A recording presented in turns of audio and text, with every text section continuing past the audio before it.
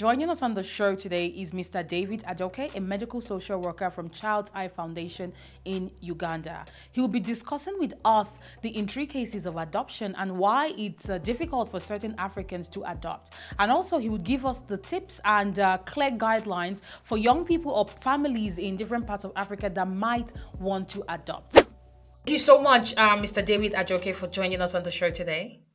Yes, I'm honored to be here with you. So we're just going to jump into it. We just watched a documentary that really reviewed the plight of children in orphanages here in Africa. And the question that we have on this show today is: do children do African children in orphanage home get adopted?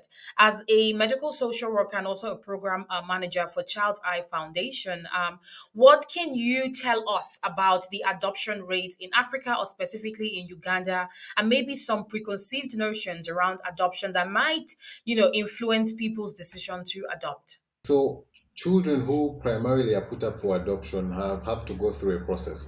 First of all, these are children who have been separated from their families. Maybe they've been abandoned by their birth families and they've ended up in an institution or in an orphanage. So, what we do is try and trace for the families of these children.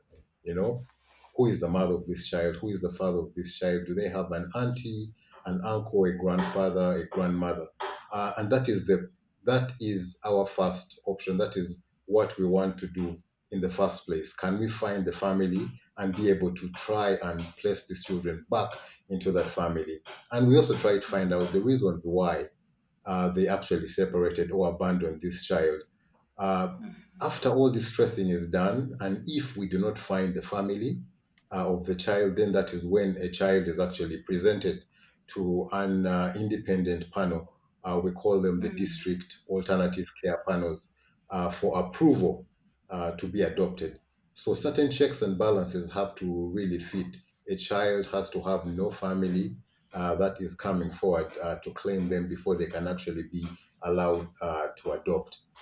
All the information, first of all, about the family, about the child, is also recorded. The information includes where the child was abandoned, what time the child was abandoned, if there was anything that the child was abandoned with. Some children may be abandoned with actually maybe their immunization cards.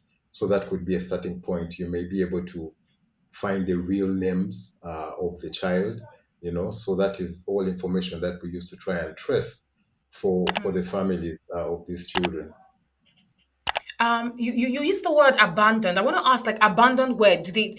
Are these kids dropped off in the front at the front of these orphanage homes, or are they roaming the streets? Usually, these children actually abandoned at various places. Some of the places include hospitals. They may be abandoned in communities, rubbish heaps. They may also be abandoned in schools, at homesteads of people. We have children who are abandoned at gates. You wake up one morning and you actually hear a child crying. So they're abandoned in various places. I like the method that Child's Eye Foundation is using to tackle the issue of adoption. I don't know if you could share a bit more on the transition of moving from running a child's, home to now pushing towards, making sure that these children are moved from institutions to families. If you could share a bit more light on how the transition of Child's Eye Foundation, when they in inception to where they are right now, and why, you decided to go through that change. Okay, so Child's Eye Foundation started in 2009, and we was started by our founder is called Lucy Buck, and during that period, of course, there were very many issues surrounding child protection and abandonment. There are very many children who are being abandoned within and around Kampala. So we started as a babies' home, and we had a 25-bed facility, capacity to take in 25 children at a time. So we received referrals from police, from the local councils, from probation, and we quickly realized that of all the children that came into the home, 80% of those children actually had a living relative or family member who were able to trace the families of over 80% of the children. These children thrive better in their families. Yeah. So fast forward to 2017, we actually closed our children's home, and transitioned, or the children who are left in the home, into foster care. Those are children whose families we could not find. We learned that we were actually doing harm to the children, and I'll tell you for a fact that studies have shown that for every for every 3 months a child under three stays in an orphanage, they lose 1 month of development. And this was absolutely very evident even in our home. We saw children who had been in the home for about maybe 1.5 years, and they've actually failed to walk. As soon as we placed them Wow. with families, in 2 weeks, they were able to walk, they were able to talk, they were able to do things that they were actually not doing in the home. So developmental delays, definitely, we cannot have that one-to-one care in an institution, in an orphanage that a family will offer. You won't have that mother and father figure there right with you for a child. So those are some of the dynamics. We found out that actually African families have actually been doing adoption, but informally.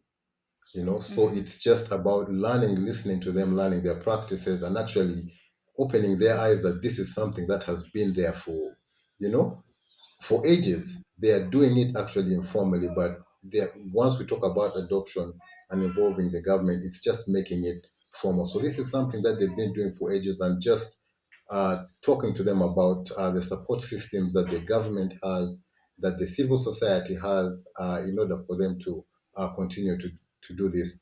We've run campaigns asking, I'll talk about, it's called Ugandans Adopt. We ran a campaign that was calling out to Ugandan families, to the Ugandan people, to actually adopt Ugandan children, because these are our children born in our community. So we need to take responsibility for that as well. I want to adopt, if I know people want to adopt in Uganda specifically, or even in Africa, I'm sure there are common threads of guidelines available. What is the first thing that I will do? Where do I begin from? So we have a website that can give you more information about adoption, and it's called Ugandans Adopt. You can just type in your Ugandans Adopt. That is something that you can use. For Ugandans and other people, you can actually contact your local probation and social welfare officer within your district and express interest on wanting to foster and wanting to adopt. Then they will actually explain to you the process that you have to go through the assessment, and yeah, everything else that you need. But please check out Ugandans Adopt for any more information. It has success stories as well of people who have been able to adopt, and it can also give you certain contact information that you may need.